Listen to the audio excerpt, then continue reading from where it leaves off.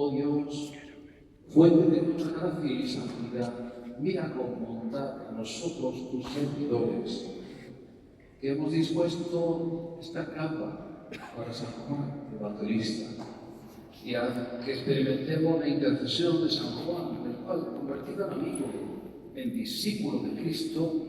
resplandece como testigo de vida evangélica y como egregio intercesor ante ti,